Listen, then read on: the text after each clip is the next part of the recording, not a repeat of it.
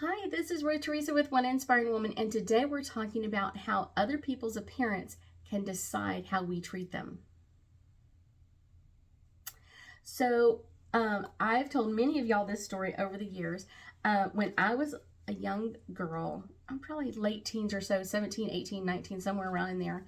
I lived in a small town, and it was really funny because I was used to do bank runs for my grandparents, and every weekend they would pull out a little bit of money, so they would have some money to take everybody to Sunday dinner on Sunday night at Luby's, and some money for putting in the money at church and all that kind of stuff. So they got a little bit of money out every weekend.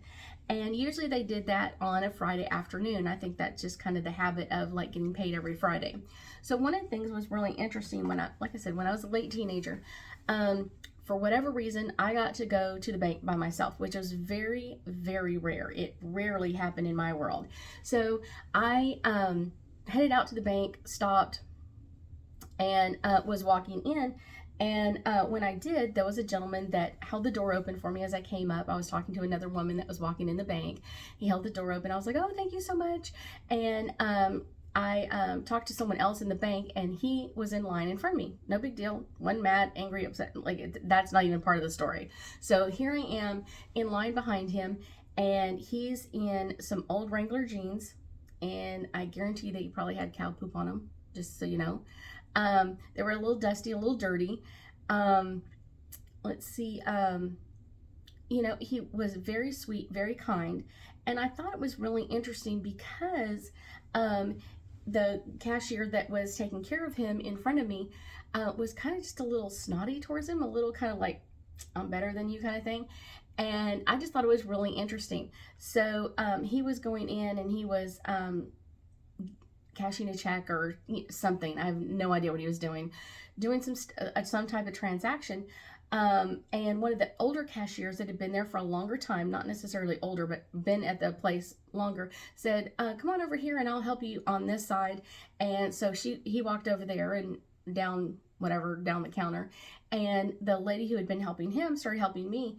And of course I'm dressed for fairly nice. I just came from high school, so I had a nice shirt and a nice pair of pants on and that sort of thing. Not super dressy, but she was really nice to me. And I was like, wow, you're being so sweet and kind to me. It's kind of interesting because you were really kind of rude to him. And she goes, oh, we have people like that come in all the time that, blah, blah, blah. And I was like, do you even know who he is? And she goes, oh, no, he comes in here a couple of times a week. And she goes, he's always very nice, but he just always dresses so bad. I just, and kind of what she's saying is kind of like, I'm judging him for his clothes. And I said, I get that. And I said, you probably haven't seen all the accounts that he has here and at other banks and everything else, but he's fairly wealthy. And she goes, oh, really? And I'm like, yeah, he's fairly wealthy, a couple of $1 million in the bank kind of thing. And this is in the late 80s. And it was just really interesting to kind of get her insight into that. I was just like, she was treating someone solely based on their clothing. Like I said, I grew up in a small town, and I don't think we did that near as much. She was from another place or another time, but I thought it was really interesting that she was really judging him for his clothing, which I wasn't really raised around. I wasn't raised around someone judging someone else solely based on their clothing.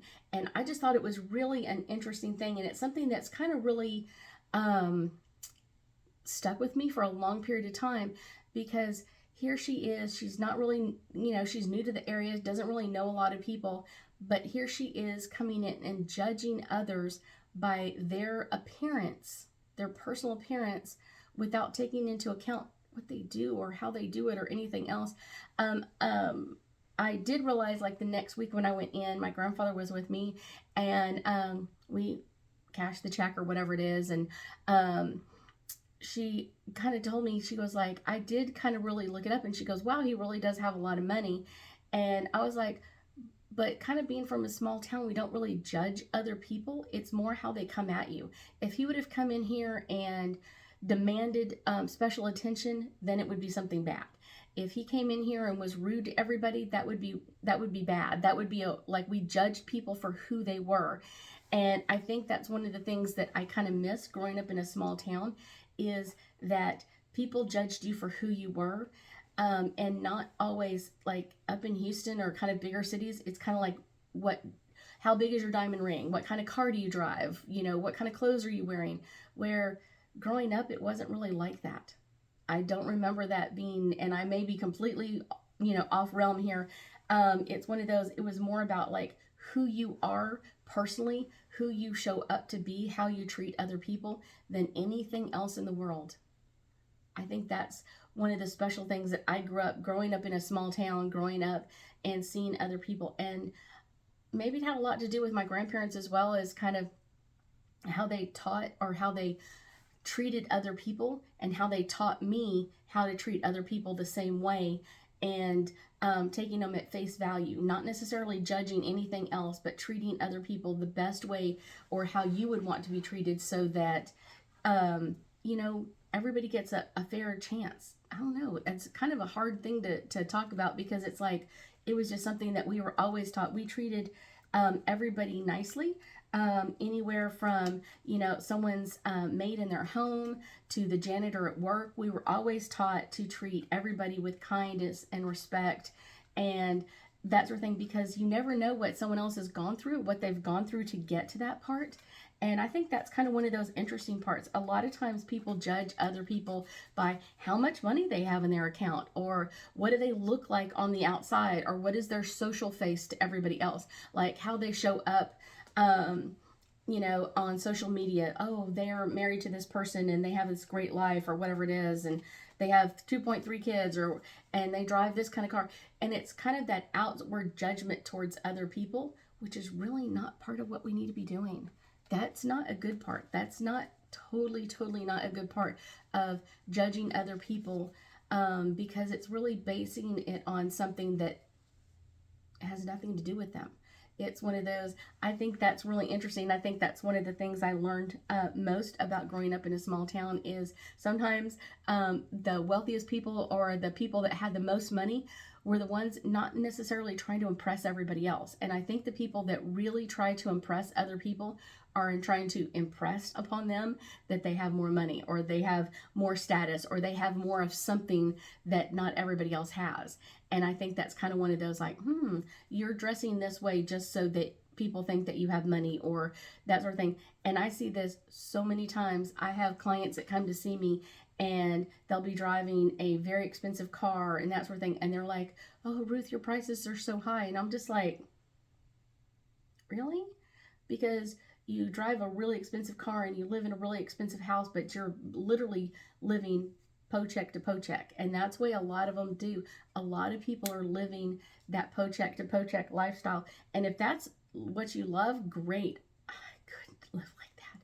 The stress of that would be unbelievable, because so many of them are so stressed out about making ends meet, or do I have enough to keep my child in private school, or I have to make a choice this month because this happened, and so do I have enough to make a car payment and a house payment and private school. It's one of those, you're living a lifestyle that's not showing who you really are, because who you really are is on the inside, and it's almost like they're hiding that inside from everybody else. They want to show their appearance without really showing you who they are or what they love about themselves. It's one of those, I'd rather you fall in love with my big beautiful house, or my neighborhood, or my car that I drive, or the school that my kids go to, instead of learning about me. It's almost like a hidden thing. So let's do some angel cards. I've already been flipping them, if you can't tell. So I'm going to pull a couple of them really quick. This one is one, new love. And that's what I kind of feel like is they need to find a new love. They require finding a new love that really honors who they are, and stop loving money and start loving other things. What you focus on is what you're going to get. What you focus on is where you're going to get in life, what you're going to get in your world. This is divine timing. This is the right time to hear this. So many people live paycheck to paycheck, and they live an outlandish lifestyle that they really can't keep up. And it's almost like trying to keep everything's spinning and it's not. Eventually it's going to fall down and you're going to fall down as well. And that's not a good place to be.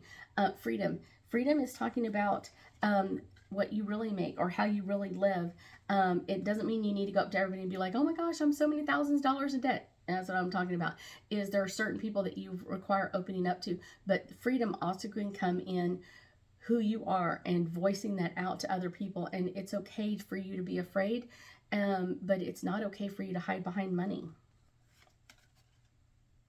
Next, answered prayers. This is your answered prayer. So many times I hear people talking about this, and it is an answered prayer that you're hearing this today, of letting this go, letting this negative energy that you've been holding up in front of yourself for everybody to judge you instead of who you really are on the inside, because who you are on the inside is a beautiful, beautiful being, a beautiful being with a beautiful spirit. Blessings. That's truly your blessing, is your spirit on the inside. That is your true blessing. Not this facade of what you want to show everybody else, but the true blessing is who you are in your heart on the inside.